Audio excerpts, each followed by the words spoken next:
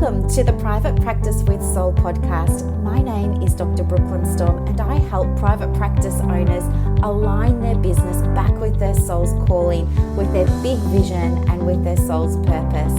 Unlike other private practice coaches, I've traveled the world in search of spiritual resources, spiritual tools, education and information so that you can have the transformation that your soul desires and needs so that you can up-level your business. How much fun is this? I love it so much. Guys, if you're not already a member of the Private Practice Monthly Mentorship Group, please check out the show notes. I would love for you to be there. In the meantime, thank you so much for pushing play today. Let's begin. Good morning, everybody, and happy Wednesday. Welcome to another episode of the Private Practice with Soul podcast. It is my heart's joy to do these podcasts for you twice a week, and I really want to take a moment to honor you for investing the next 20 minutes or so out of your day into your business, into your mindset, into becoming a fuller expression of your truest self. And welcome to our new subscribers as well. It's so wonderful to have you here. Thank you. So today's topic is about reclaiming your energy so that you can show up the way that you really, really want to in your private practice.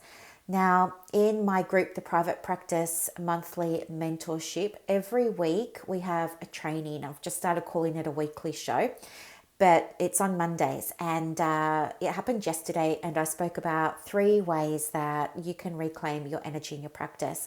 Today in the podcast, I'm going to share one of those ways with you, but if you want to hear the others, you're more than welcome. Just head over to the group, the link's in the comments. Today I want to talk with you about intuition as a way of reclaiming and even balancing and cultivating energy as a woman that owns or runs her very own private practice, okay? So to begin with, let's have a look at what intuition actually is, because there's a few different definitions and understandings floating around, but the one that's most commonly adhered to is that intuition is really our ability to just instinctively know something. We just instinctively understand something, and we do so without conscious reasoning, okay?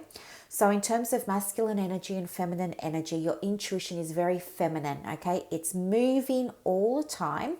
It's received as a download. It's received as a bolt of inspiration. It's also received as usually a feeling. So it's usually received somewhere in your body. You can feel intuition in your belly. You know, you've heard the saying gut instinct. You might feel it in your belly. You might feel it in your heart space. If you're not feeling it like that, you might experience it in terms of, just suddenly something's in your mind. You just suddenly know you need to do something, or you need to be somewhere, or you need to talk to someone. It's just kind of this knowing, okay? And so everybody has intuition. Everybody has an intuitive ability. Of course we do, because we are all a blend of this beautiful masculine and feminine energy. But what happens is, I want to say, because perhaps over time, it was originally, I'm not too much of a feminist, but I'm just sort of stating how I think it's happened. But it was men that were traditionally working, and then I think when women started to enter the workforce properly, which probably wasn't until quite recently in terms of the bigger span of things, I think women felt like they had to almost imitate men in order to be accepted by men in the workplace, and we saw this in all sorts of ways. I mean, one of my very favorite films growing up was, I think it's called Working Girls, and it's got Melanie Griffith in it, and the shoulder pads, oh my gosh, the shoulder pads and the big hair and the high heels, and it was, and that aggression, there was this sense of aggression, this sense of needing to take leadership, this sense of needing to be really in that competitive type of mindset, all those sorts of left brain, masculine dominated energies were cultivated. And when women were working, even now in some workplaces, it's kind of not acceptable for women to be crying. You know, women will run away to the toilet and they'll cry in there, or they'll run out of the workplace for a cigarette and they'll have a cry, or they'll run and sit in their car and have a cry. It's like emotion was almost beaten out of us when it came to work. You know, it was like not cool to show your emotions.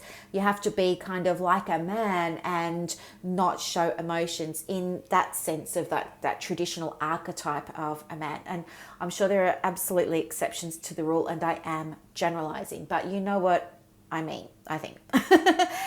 And so I think what happened as a result of that is we kind of grew up as women thinking that it wasn't okay to be cultivating some of those beautiful feminine energy qualities that we all have, and that men have too.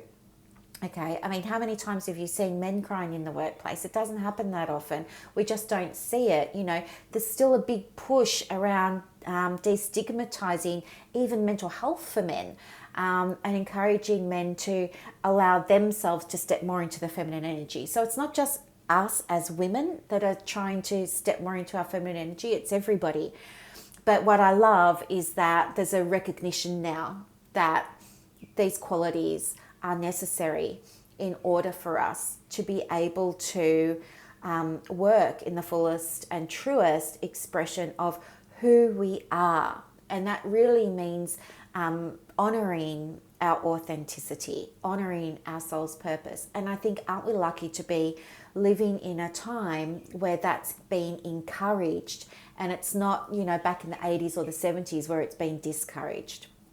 So I think that there is absolutely a role for you to tap into this feminine energy quality, this divine feminine energy quality of intuition as a private practice owner. Okay. And here's why. I think that we can absolutely use it. And I think we should be using intuition to guide things like making decisions in our private practice. You know, and here's why I think that, and here's why other coaches aren't going to tell you this. You know, perhaps they're still operating in that sort of masculine energy of you need the strategy and here's the process and do this and do that. But here's where I see it a little bit differently. What I think is that when you're able to listen to your intuition, I think that that's your ability to understand or know something without conscious reasoning. And it's really being able to trust yourself without getting the opinion of others. Trusting your intuition is, in my mind, the ultimate act of trusting yourself.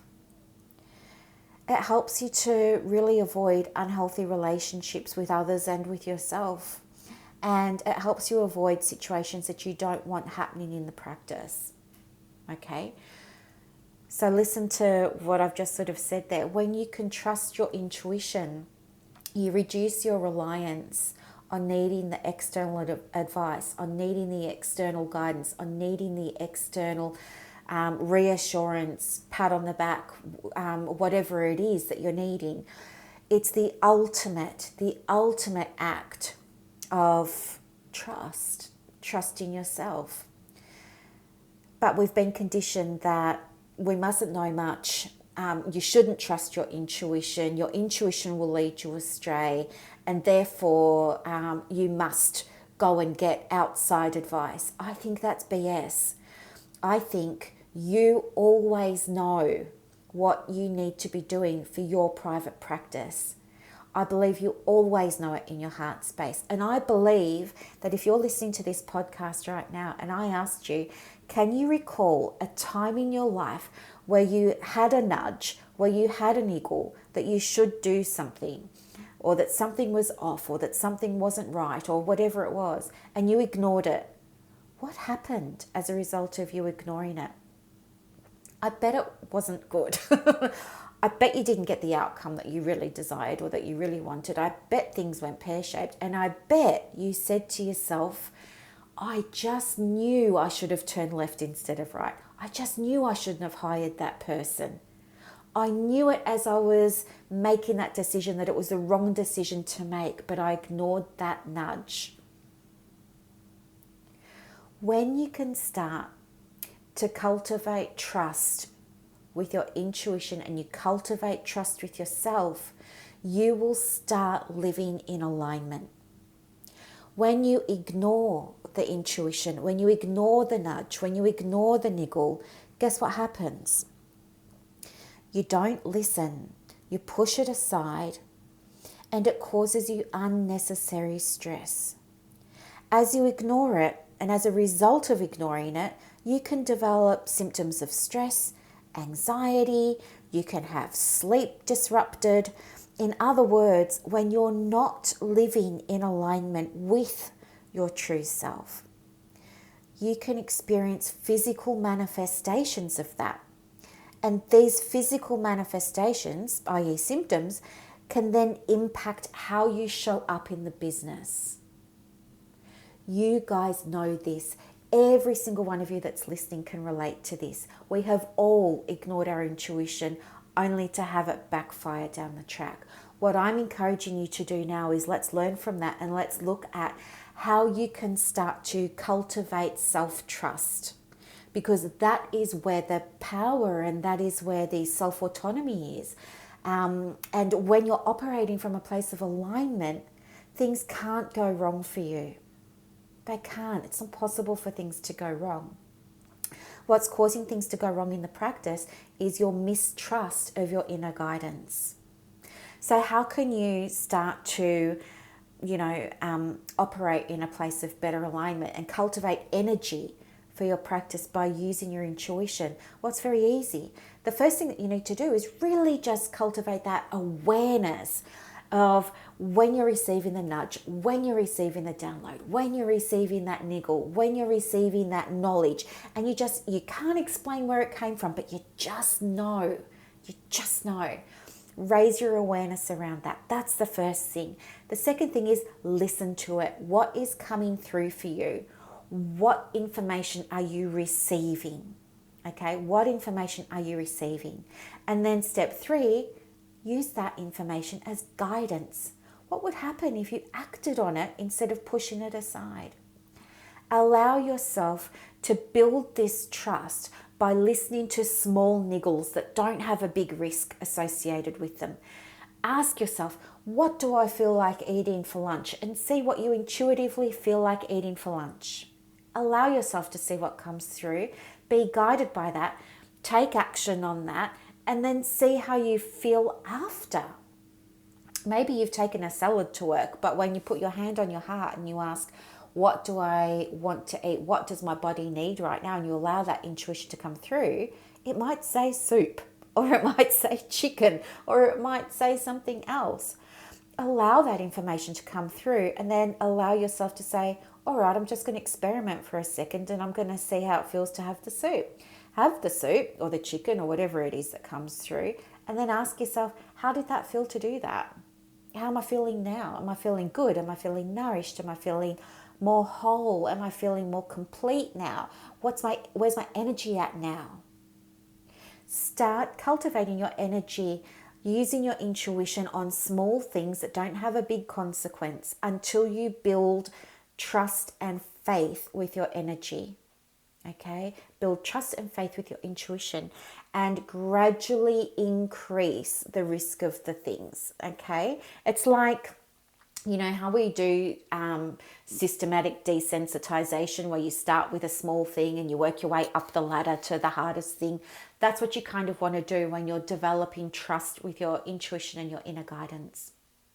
So this was one of the 3 areas that was discussed yesterday in the training in the group.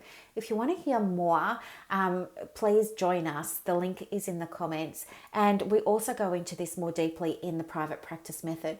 The private practice method is a 12-month training. It only opens twice a year. It opens in January and July. And there'll be more information coming out about that. for anybody who's interested.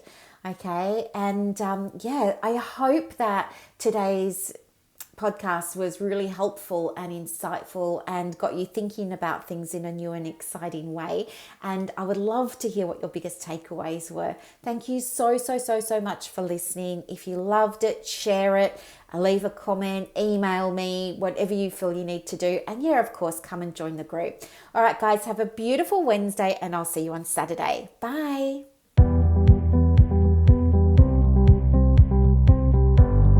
Thank you so much for listening to this episode of the Private Practice with Soul podcast today. If you're looking for clarity, if you need help with branding, your processes, and bringing everything into alignment with your soul's purpose for your private practice, head to the show notes and click the link for more information about the Private Practice Monthly Mentorship Group. You are going to love it. I can't wait to see you in there. Thanks so much for listening. Bye.